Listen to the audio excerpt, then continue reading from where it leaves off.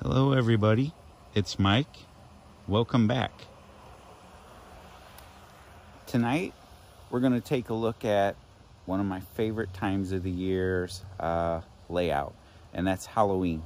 Halloween and Christmas are a big deal for us around here, and this year's Halloween layout is inspired by post-war. So we're going to do the first of the 75 passenger and freight sets run tonight, and it will feature a Lionel 2234W passenger train, which is a Santa Fe, and then the Lionel 1537WS, which is a 665 Hudson set. And my layout is going to feature tubular track this year.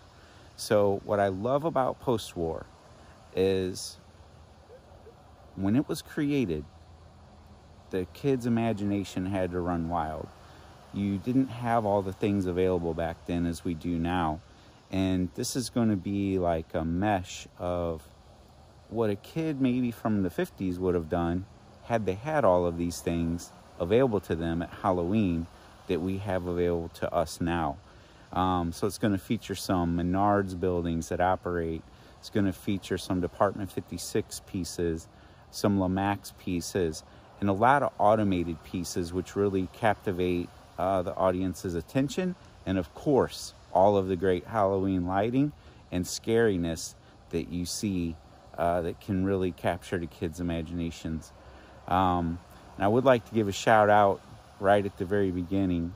I acquired a Department 56 set from Charleston Books and Gifts in Branson, Missouri. And they also have a Thomas Kincaid art gallery, which had a lot of beautiful work from both Thomas Kincaid and Zach Kincaid, Thomas's nephew. So, with that being said, let's walk up and take a look.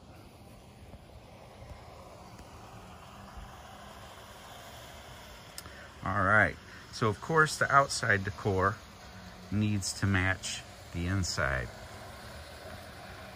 There's our skeleton.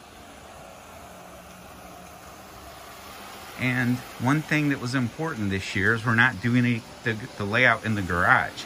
We have an 8 by about 5.5 foot layout, and we featured it in our front room. So as trick-or-treaters come up, they can get a glance at the train that they're used to seeing every year. But this year, it's a storefront style versus in the garage.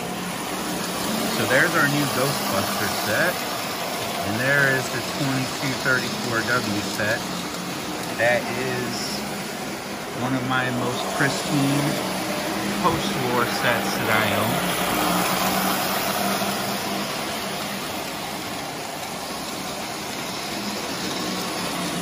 So we have our Witch's Tower. There's our Ghostbuster with our illuminated Slimer. There's our Garden of Eden garden shop. There's Brutus coming to see what's going on. And there is our Dead Zone construction site going on. It's our swinging zombie and our zombie dumping meatloaf, as well as the zombies fighting into a generator wire right there on the front. Then we have the Menards fire station. My mom got me that one year for my birthday here recently, so we wanted to use that. The first responders are definitely going crazy deciding what to do with all of this chaotic zombie, skeleton, Frankenstein, Dracula action. Then we have the Menards UFO stealing the cow.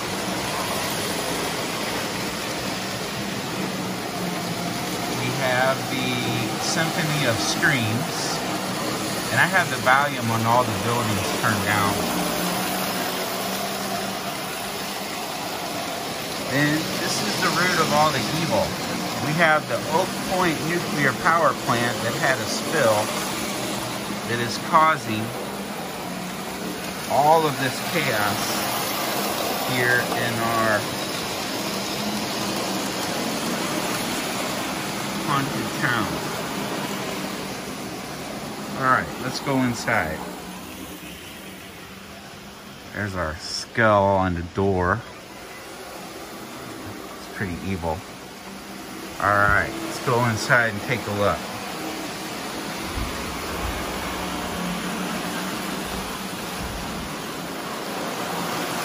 Alright.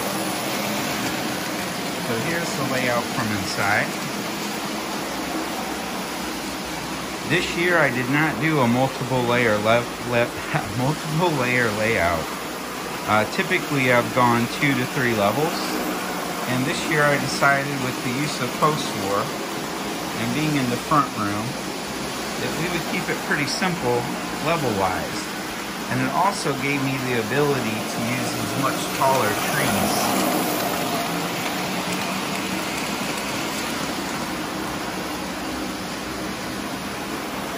So you can see I have a skeleton hand tunnel, or arch really, that drives under. This is my newest Lemax building. This is the Clockworks.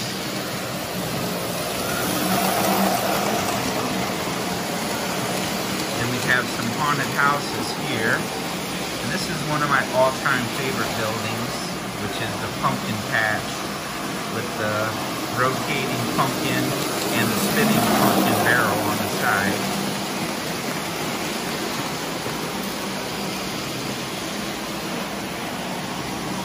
And we have our headless horseman back there.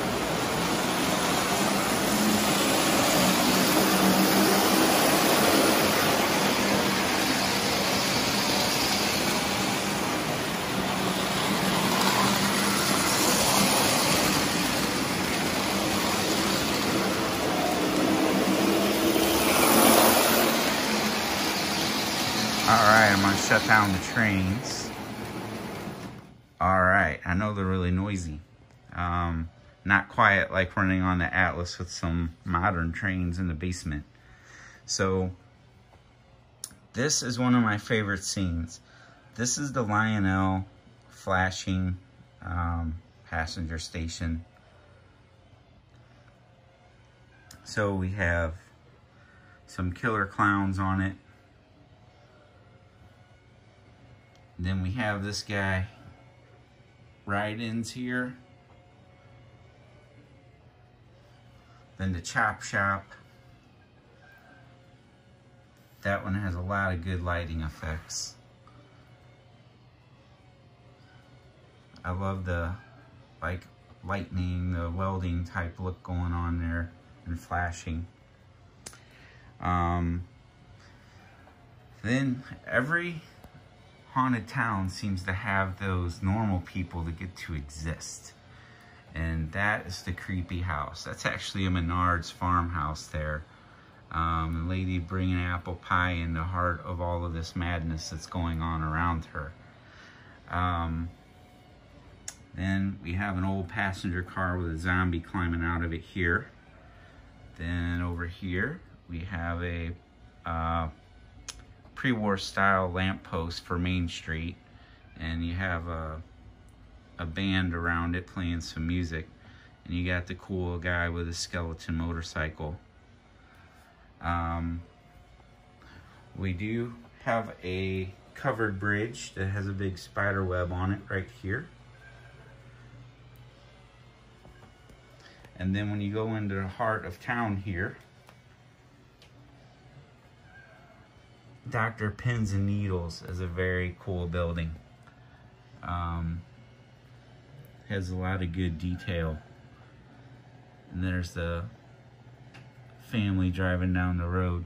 I want to get the Munster set and the Addams family, and I'll probably give Christy a call in Branson at some point and get that shipped to me, although we go to Branson about once a month, it seems like.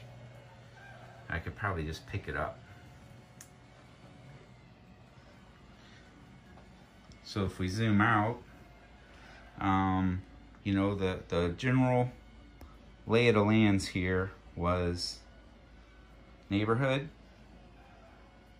because you have your 3 houses here and then your barn, then just a little scene welcome you into the town here. I don't have a name for my haunted town. What's a good name? Then we have chainsaws, lumberyard, which is actually a very cool piece here.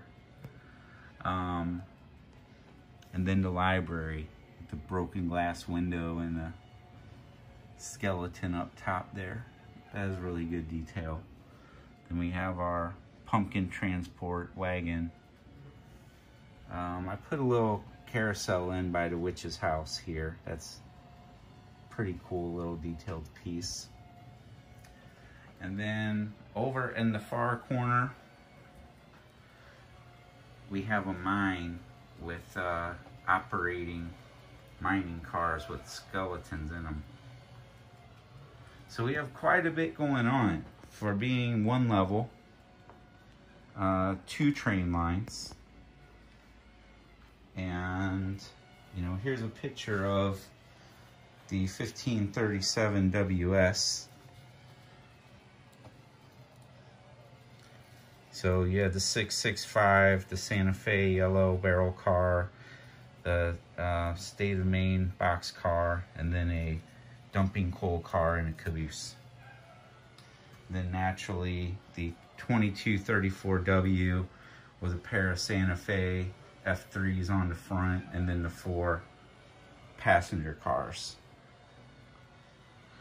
All right, well, I hope everyone is getting into the Halloween season. I'm up against my deadline. I did beat it. So we were able to get this all completed and ready to go for Monday.